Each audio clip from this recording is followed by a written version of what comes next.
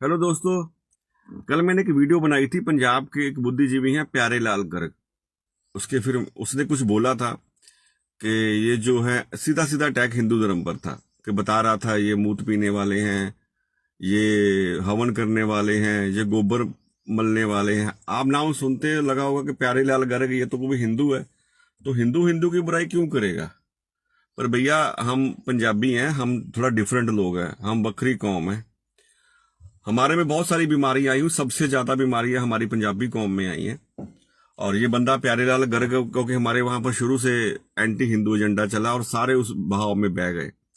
आज आप पंजाब का हालात देख लो कि पंजाब के सब लोगों ने, पंजाब ने, एमपी ने, वक्फ बोर्ड था ना, उसका जो बिल आए थे उसके जो उसको डिल्यूट करने के लिए, तो उसका विरोध किया था। मतलब सारे के सारे जिहादियों के हक में खड़े थे पंजाबी।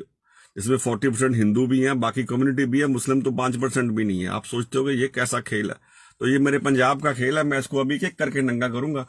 कल तो मैंने इसको काउंटर किया था कि डेवलपमेंट में ये बोलता है कि ये तो मूत पीने वाले, ये हवन है, तो मैंने आपको बता दिया था।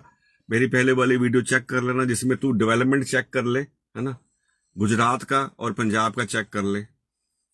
पंजाब जब से बना तो जट मुख्यमंत्री है, खालसा राज है, जट सबसे नजदीक खालसा राज के होते हैं।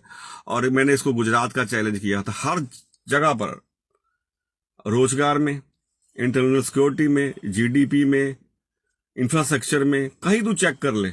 आज मैं इसको दो बातें और बताऊंगा जो आपके किसी पंजाबी को नहीं पता।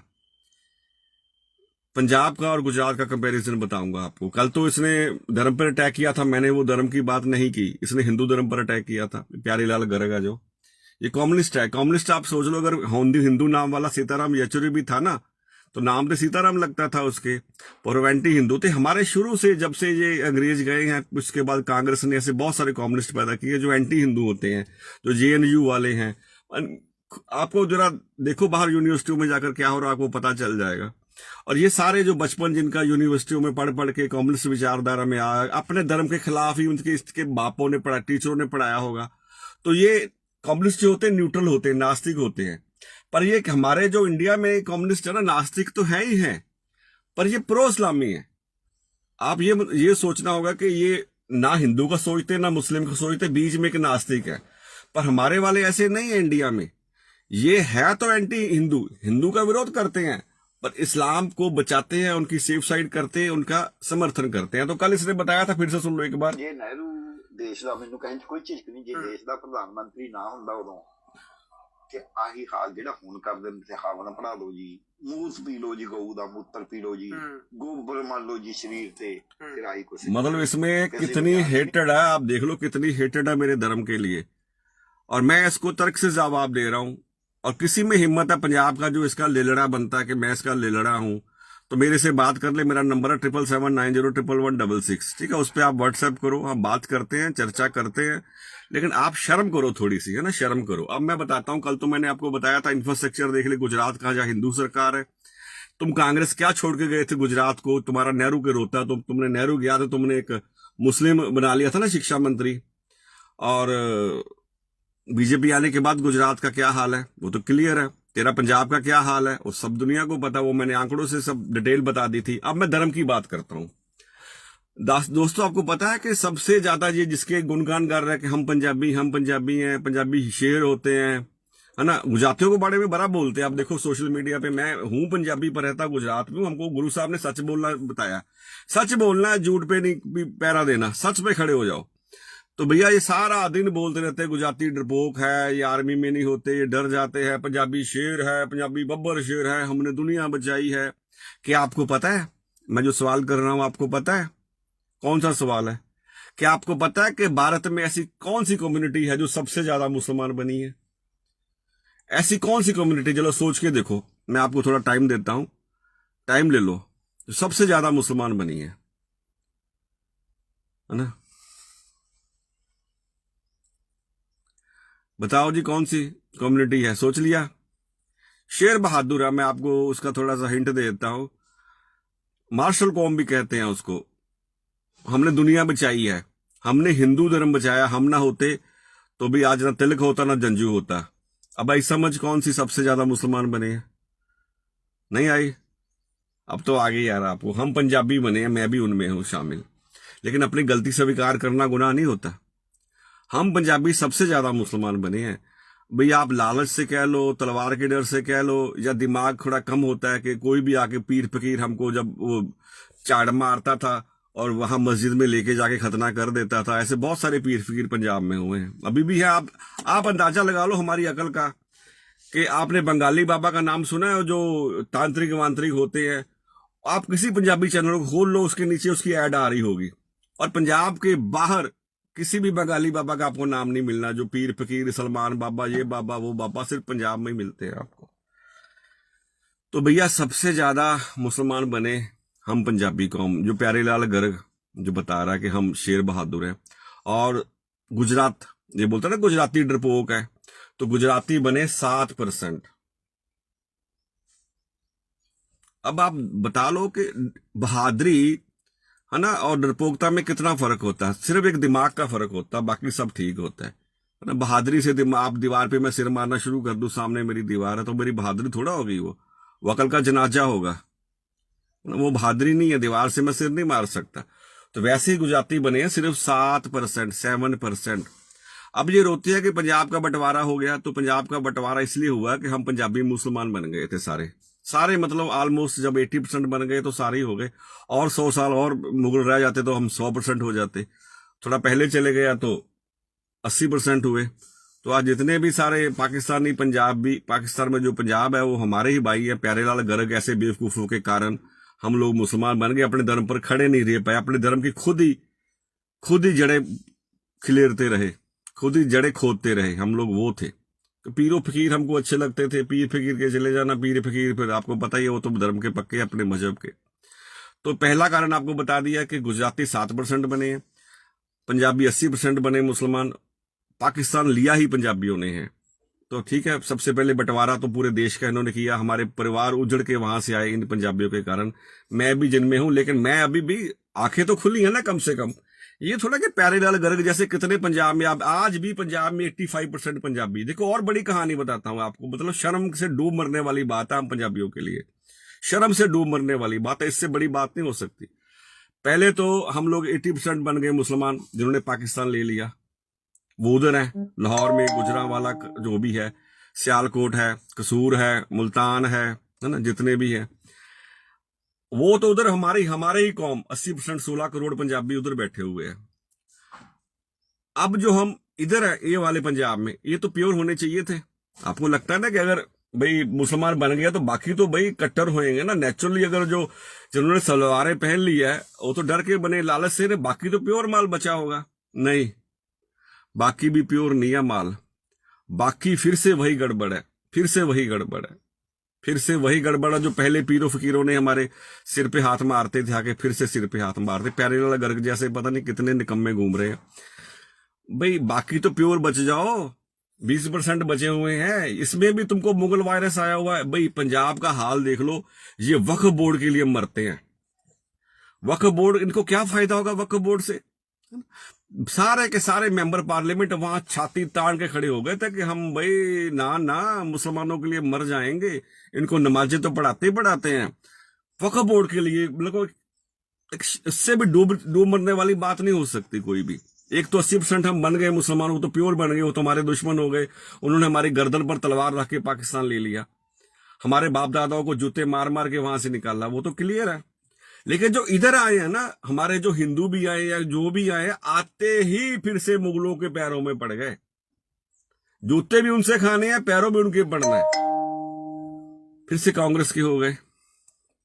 तो ये जो प्यारे लाल गर्ग है ना, कट्टर कांग्रेसी है। चलो वो तो पास्ट की बात होगी, आपको नई बात बताता हूँ। ये जोधे है ना, जोधे, इनकी नई बात बताता हूँ आपको। ये तो बोलेंगे झूठी कहानी है, हम मुसलमान नहीं बने, वो तो अर्जेंटीना से आए थे लाहौर वाले। जो मर्जी, इनकी खुद की कहानियां सच्ची होती, बाकी सबकी झूठी होती हैं।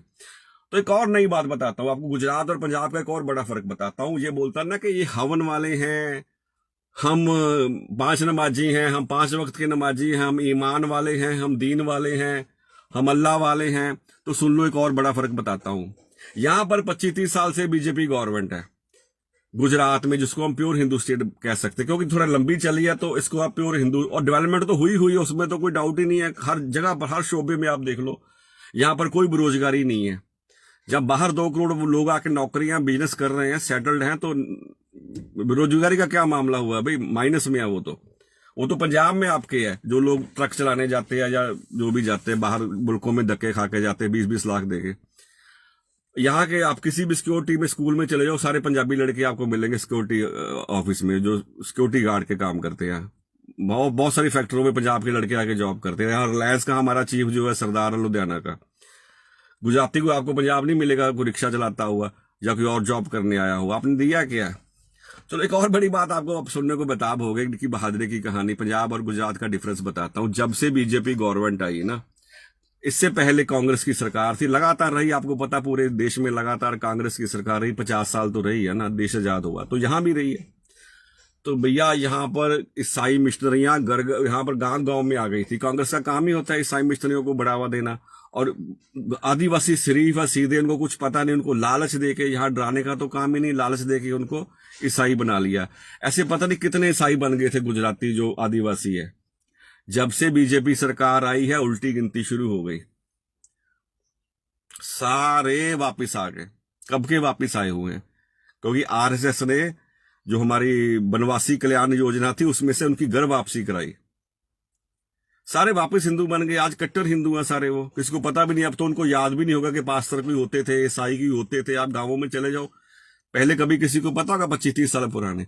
और पंजाब बहादुरों, मार्शल कौम का भी हाल सुन लो। मार्शल कौम का जब से पंजाब बना वहां जट सरकार है, जट से बड़ा मार्शल कौम तो मुझे नहीं, मैंने सुना नहीं है। सबसे बड़े मार्शल वही होते हैं। अकाल तख्त के बाहर जो हमारी सुप्रीम संस्था है, 10 किलोमीटर बाहर एक पास्टर, अदना सा पास्टर, किसी को भी कान पकड़ के ईसाई बना लेता है। ना तो अकाल तख्त बोलता है, ना कोई पॉलिटिकल पार्टी बोलती है, ना हमारे डीजीपी को पता, ना एसएसपी को पता, ना हमारे सीएम को पता, ना निहंग जत्थेबंदी को पता, किसी को नहीं पता, क्योंकि टाइम ही नहीं है, या ध्यान ही करी और तरफ गया हुआ है। इतने सारे पकड़ पकड़ के बना रहे। हमारे गुरु साहब ने तो एक एक बोलते हम शहीद हो जाएंगे लेकिन धर्म नहीं परिवर्तन करेंगे।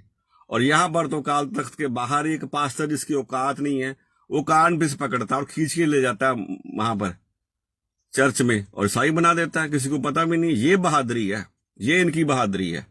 और गुजराती डरपोक है, क्योंकि यहाँ सारे पास्टर सामान उठाकर पंजाब चले गए। डरपोक है ना, बहादुर तो पंजाबी है, क्योंकि 80% पहले मुसलमान बन गए। जो 20% बना मसाला, उसमें भी फिर वायरस आया हुआ है, वो भी मुसलमान या ईसाई बनने को तैयार है। यही तो बहादुरी की निशानी है। डरपोक तो वो है जिन्होंने हजारों सालों से अपना धर्म बचा के रखा, अपने मंदिर बचा के रखे हुए। डरपोक तो वो है, पता नहीं कहां से मदरसी किताब ये पढ़ता प्यारेलाल गर्ग, और वहां की जनता आप जानो यार। प्यारेलाल गर्ग के जो लोग हैं ना, जो पंजाब के हिंदू हैं, जो कांग्रेस को सपोर्ट करते हैं, अल्टीमेटली तो वो मुसलमानों जैसे ही है ना। जितनी मर्जी चले जाएं, वो वैष्णो देवी, खाटू श्याम जी, खड़ते तो वो बाबरी मस्जिद के लिए है ना। भगवान के मतलब जब भी जरूरत पड़ती है धर्म को, वो तो बाबरी मस्जिद के लिए खड़े होते हैं। जैसे वो केपी राणा, क्या आपका राजपूत है वो, है ना। एक ऐसे ही बहुत सारे अमन अरोड़ा, जितने भी सारे बाबरी मस्जिद के लिए मरते हैं। तो कुछ शर्म है? बहादुरी की निशानी आपको पता क्या होती है? आप किस बात के लिए बहादुर हो यार? कहानियां झूठियां बना बना के बहादुर बनने से नहीं, कुछ ग्राउंड पे कुछ होना चाहिए।